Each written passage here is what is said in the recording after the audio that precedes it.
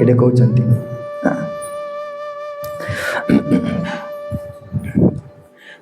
तस्य एव हेतो प्रयतेत कोविदो न लभ्यते यत् भ्रमताम् उपवध तत् लभ्यते दुःखवत् अन्यत सुखम कालेन सर्वत्र गभीर रहंसा। नारद मुनि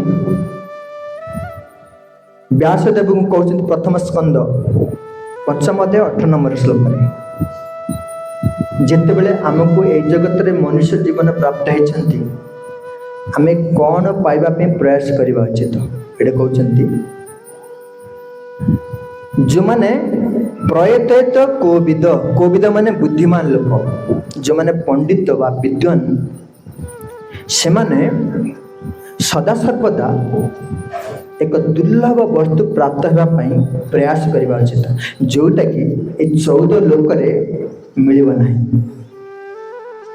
आमर केतरा लोक रही ऊपर 7टा पृथ्वी लोक मिसे 7टा ये 7टारे आपण जिते जुआड़ भ्रमण करंतु गोटे जिनस पाइबे ना कौन कौन पाइबे ना कृष्ण प्रेम पाइबे ना भ्रमण करंतु शास्त्र नारद मुनि कहते बुद्धिमान लोक एवं पंडित व्यक्तिगण से ही अति महत्वपूर्ण वस्तु लाभ निमित्त प्रयास करवा उचित जहाँकि ब्रह्मलोक ठारू आरंभ करी पाताल लोक पर्यंत भ्रमण करी व्यक्ति प्राप्त हो पारे नहीं से दुर्लभ वस्तु को प्राप्त होगा चेष्टा करवा उचित किंतु आमर चेष्टा को प्रति होची प्रयास ये कहते गोटे उदाहरण दौरान इंद्रिय सुख प्राप्त होगापी आम प्रयास कर आम जो विभिन्न प्रकार धंदा कर चाकरी कर व्यवसाय कर कौन पे कर इंद्रिय सुख प्राप्त होगापी तो यह धंदा विभिन्न प्रकार धंदा कर ना कि ना किसी अच्छी कारण ये कहते साधारण लोक मैंने इंद्रिय सुख प्राप्त होगापी नाना प्रकार प्रचेषा कर वाणिज्य किए व्यवसाय किए शिल्प आर्थिक आर्थिक वृद्धि करने सब विभिन्न प्रकार चेष्टा कर आउ किए इंद्रिय तृप्ति प्राप्त होगा आउ कौन कर दान धर्म पुण्य कर मुझे दान धर्म पुण्य कले स्वर्ग लोक कौन करेंगे इंद्रिय तृप्ति प्राप्त हो से भाव इच्छा कर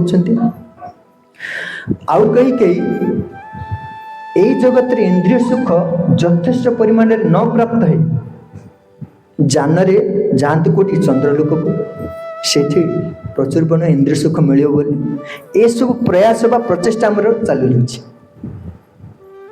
समस्त प्रयास ये भाव चलती किंतु से इंद्रिय सुख स्थायी कि से हूँ अस्थायी से प्रकृत सुख नुह चित सुख तुलन में इंद्रिय सुख तुच्छ अटे भौतिक सुख गोटे तुलना दौरान जेपरी जन व्यक्ति दुख न प्राप्त दुख न चाहिए दुख आसी पहुँचे कि नहीं से भाव में जन व्यक्ति सुख न चाहिए सुख आसी आपे आपे पहुँचब आम प्रयास कर इंद्रिय सुख प्राप्त होगापी किंतु आमर वर्णन रही केते लक्ष प्रकार जीव जन रही 84 लक्ष से भीतर मनुष्य जोनि केते प्रकार पशु जोनि पशु पक्षी केते 30 लक्ष से तो बिना परिश्रम इंद्रिय सुख प्राप्त होते आप देखते हाथी जाकि 8 घंटा खटिया के से इंद्रिय सुख मिलूनी खाइबा मिलूनी भगवान रखिंट सब किसी से मैंने भावुना मुझे कोटे रही काली कौन खाइबी भावुँ 30 ଲକ୍ଷ ପଶୁ ପକ୍ଷୀ ମାନେ ଭଗବାନ ରଖିଛନ୍ତି, ବିନା ପରିଶ୍ରମ ସେମାନେ ପ୍ରାପ୍ତ ହେଉଛନ୍ତି ଖାଦ୍ୟ ଆହାର ଇନ୍ଦ୍ରିୟ ସୁଖ। ଆଉ ମନୁଷ୍ୟ ଏତେ ଉନ୍ନତ ପ୍ରାଣୀ ହେଇକି ସେ ଭାବୁଛି ମୁଁ କର୍ମ ନ କଲେ ମୋତେ ଇନ୍ଦ୍ରିୟ ସୁଖ ମିଳିବ ନା, ମୁଁ କର୍ମ ନ କଲେ ମରିଯିବି। ଏଭଳି ଭାବି କ'ଣ କରୁଛି, ବିଭିନ୍ନ ପ୍ରକାର ଧନ୍ଦା ଚାକିରି ବିଜନେସ୍ ଏସବୁ ଲିପ୍ତ ରହୁଛି। ଏ କହିବାର ତାତ୍ପର୍ଯ୍ୟ ହେଉଛି ନାରଦ ମୁନି ବ୍ୟାସଦେବ କହୁଛନ୍ତି, କହିଲେ ଏ ବ୍ୟାସଦେବ, ଏଇ ଜଗତରେ ଲୋକମାନେ ନିଜର ପ୍ରକୃତ ବାସ୍ତବ ସ୍ୱରୂପକୁ ଭୁଲି ଯାଇଛନ୍ତି। ଆଉ ମୋହବଶତଃ ଭାବୁଛନ୍ତି ଏଇଟା ନ କଲେ ମୁଁ ମରିଯିବି। ସେଥିପାଇଁ ବିଭିନ୍ନ ପ୍ରକାର ଇନ୍ଦ୍ରିୟ ସୁଖରେ ସେମାନେ ମାତିଛନ୍ତି।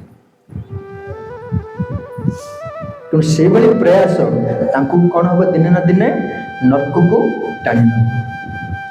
ତେଣୁକରି ଯେଉଁମାନେ ବୁଦ୍ଧିମାନ ବ୍ୟକ୍ତି, କେଉଁ ବସ୍ତୁ ପ୍ରାପ୍ତ ହେଲେ ନିତ୍ୟ କାଳ ରହିବ ଆଉ ସେଥିରେ ସବୁବେଳ ପାଇଁ ଆପଣ ଅଚିତ ସୁଖ ପ୍ରାପ୍ତ ହେବେ, ସେଇଟା ପାଇବା ପାଇଁ ପ୍ରୟାସ କରିବା ଉଚିତ। ଯଦି ପ୍ରୟାସ କରୁନାହାନ୍ତି ତାହେଲେ ଜାଣିବା ପଡ଼େ ଆପଣ ଜଣେ ଅଧମ ପୁରୁଷ। ଆପଣଙ୍କୁ ଏଇ ଶରୀର ତ୍ୟାଗ କଲା ପରେ ଆଉ ମନୁଷ୍ୟ ଶରୀର ମିଳିବ ନାହିଁ। ପୁଣି ଅଧରେ 80 ଲକ୍ଷ ଜୀବଜନ୍ତୁ ଅଛନ୍ତି ସେତିକି ପଳେଇଯିବେ। ତେଣୁ ସେଇ ଦୁର୍ଲଭ ବସ୍ତୁ ପ୍ରାପ୍ତ ହେବା ପାଇଁ ମଣିଷ ଜୀବନ ଆମକୁ ମିଳିଛି। ପଶୁପକ୍ଷୀ ମାନେ ଏ ଦୁର୍ଲଭ ବସ୍ତୁ ପ୍ରାପ୍ତ ହେବା ପାଇଁ ପ୍ରୟାସ କରିପାରିବା ନା, ସେମାନଙ୍କର ସେଇ ଚେତନା ନାହିଁ। କିନ୍ତୁ ମଣିଷ ଚାହିଁଲେ କରିପାରିବ। ମଣିଷ ଚାହିଁଲେ ଭକ୍ତି କରିପାରିବ ଭଗବାନଙ୍କର। ମଣିଷ ଚାହିଁଲେ ଭଗବାନଙ୍କ ସେବା କରିପାରିବ। ମଣିଷ ଚାହିଁଲେ କେଉଁଟା ଭଲ କେଉଁଟା ଠିକ୍ ସେ ବିଚାର କରିପାରିବ। କାହିଁକି ସେ ବୁଦ୍ଧି ଆଉ ଚେତନା ଭଗବାନ ତାଙ୍କୁ ଦେଇଛନ୍ତି, ଏଣେ ପଶୁ ପକ୍ଷୀକି ଦେଇନାହାନ୍ତି। ତେଣୁକରି ଆମକୁ ପ୍ରୟାସ କରିବା ଉଚିତ ଏଇ ଜୀବନରେ ଆମେ କୃଷ୍ଣ ଭକ୍ତି ପ୍ରାପ୍ତ ହେବା। कृष्ण हरे कृष्ण कृष्ण कृष्ण हरे हरे हरे राम हरे